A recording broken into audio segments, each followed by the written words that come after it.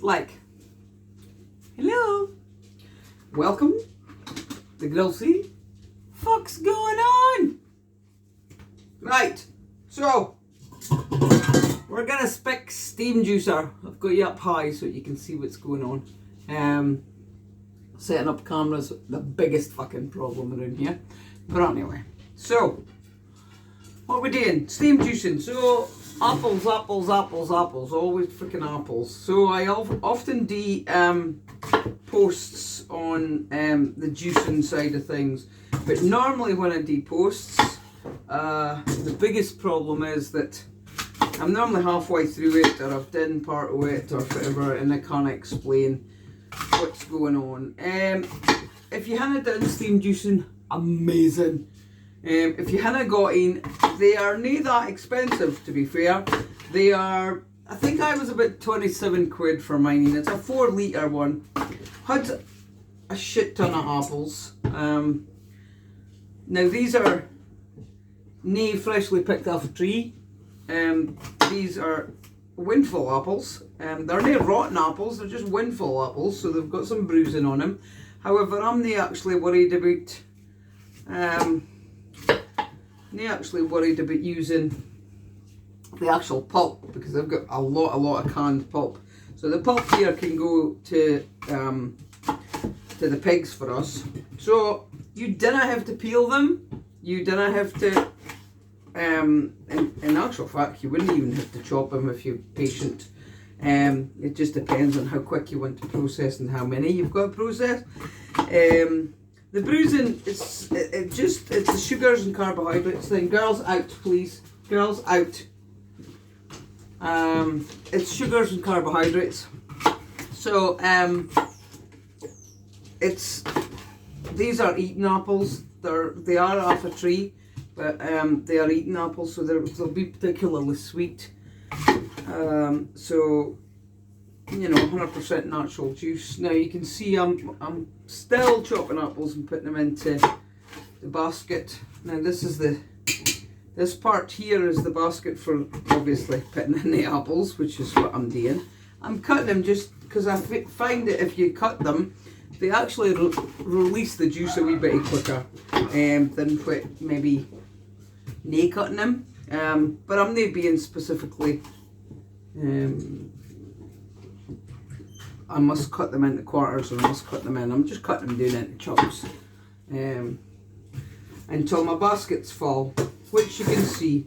Now if you look here, you can see the basket's holes on it, so it's kind of like a colander.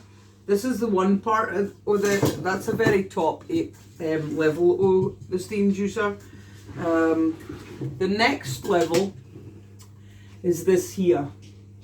So this is classed as a centrifuge. You get centrifuges and cream separators.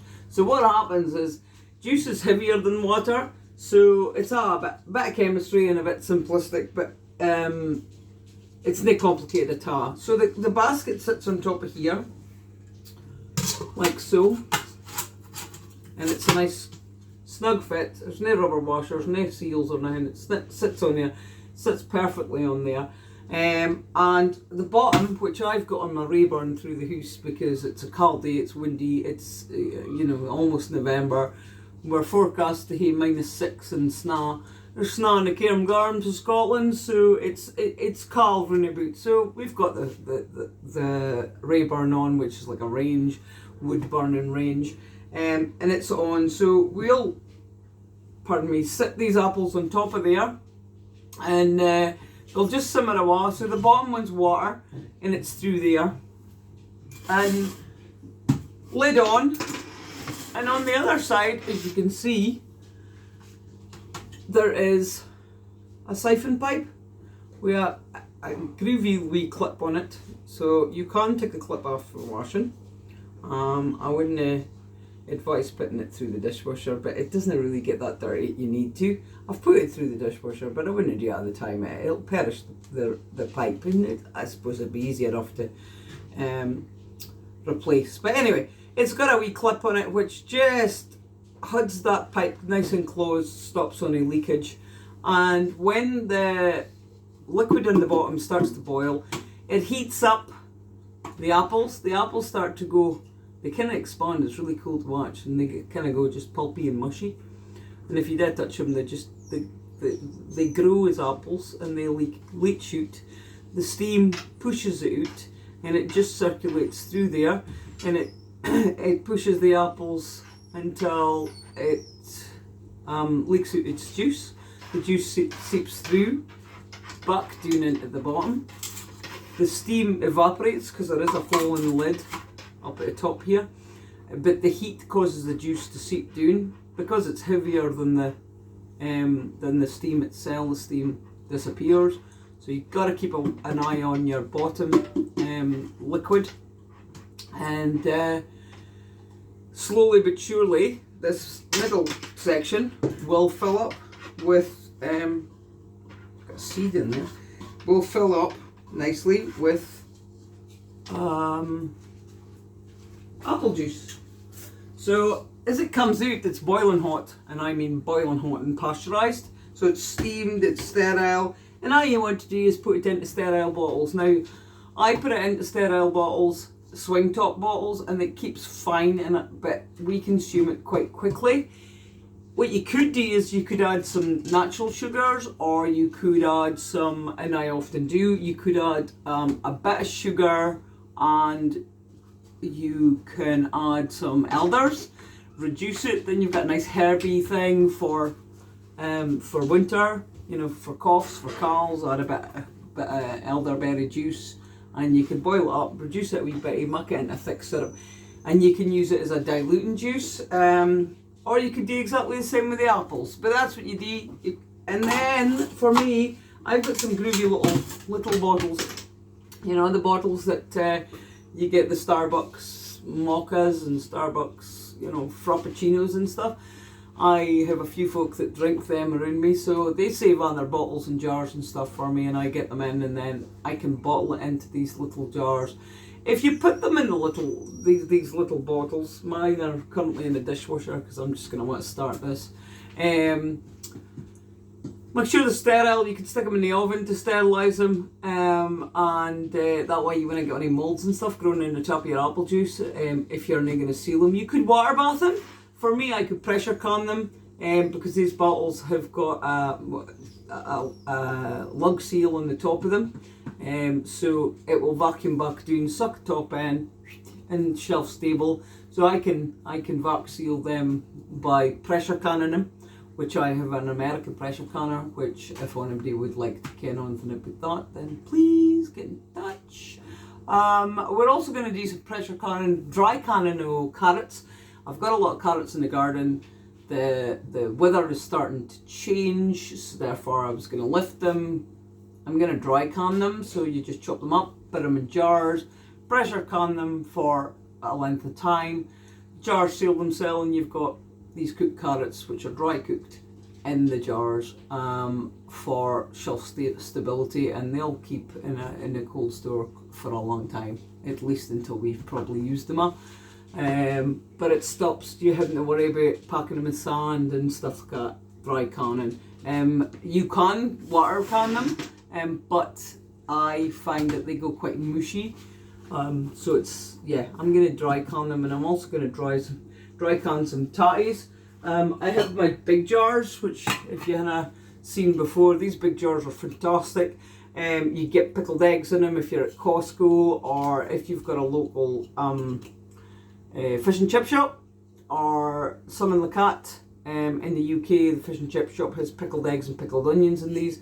These are great for pressure canning. They've got lug lids. They are fantastic for canning large quantities of stuff. I can't recommend them enough. They're great also. They had a shit ton of eggs. If you were looking at water glass and eggs, if you got your own chickens, water glass and eggs, we'll do another video on egg water glassing at another time when we've got some eggs, but or we'll at least talk through it. Yeah, so that's about the steam juicer, and it lets out juice for hours until such time as they're just on a leach on a juice suit anymore. You stop getting on a yield for them, and there's nothing in the centrifuge, and they're spent. You can then, if you have one, you can put them through a food mill. Excuse me. You can put them through your food mill. If you haven't got one of these, again, these are worth their weight. They have got, let me just grab it out